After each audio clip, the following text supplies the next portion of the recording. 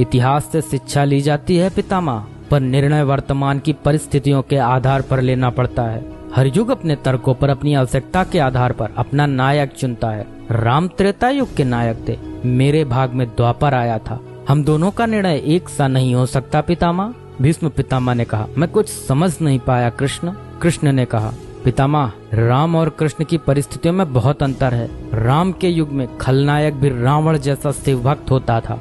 तब रावण जैसी नकारात्मक शक्ति के परिवार में भी विभीषण जैसे संत हुआ करते थे। तब बाली जैसे खलनायक के परिवार में भी तारा जैसी विदुषी स्त्रियां और अंगद जैसे सज्जन पुत्र होते थे। उस युग में खलनायक भी धर्म का ज्ञान रखता था, इसलिए राम ने उनके साथ कहीं छल नहीं किया।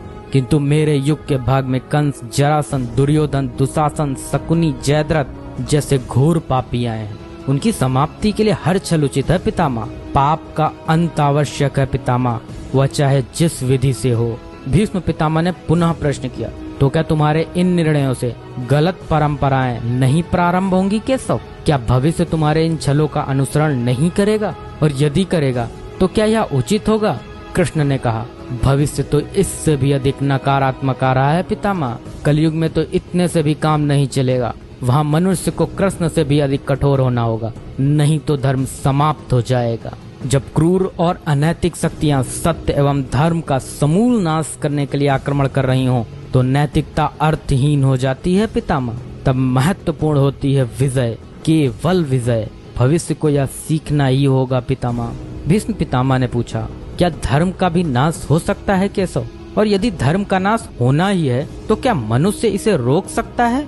कृष्ण ने कहा, सब कुछ ईश्वर के भरोसे छोड़कर बैठना मूर्खता होती है पितामह।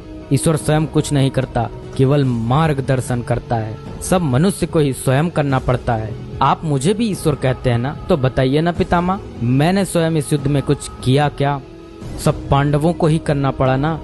यही प्रकृति का संविधान है। युद्ध के प्रथम दिन यही तो कहा था मैंने अर्जुन से, यही परम सत्य है। कृष्ण की बातों को सुनकर भीष्म पितामह संतुष्ट लग रहे थे। उनकी आंखें धीरे धीरे बंद होने लगी। उन्होंने कहा, चलो कृष्ण, यह इस पृथ्वी पर अंतिम रात्रि है।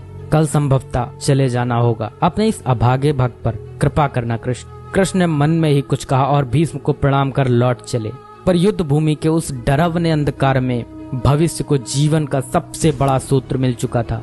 जब अनैतिक और क्रूर शक्तियां सत्य और धर्म का विनाश करने के लिए आक्रमण कर रही हों, तो नैतिकता का पाठ आत्मघाती होता है।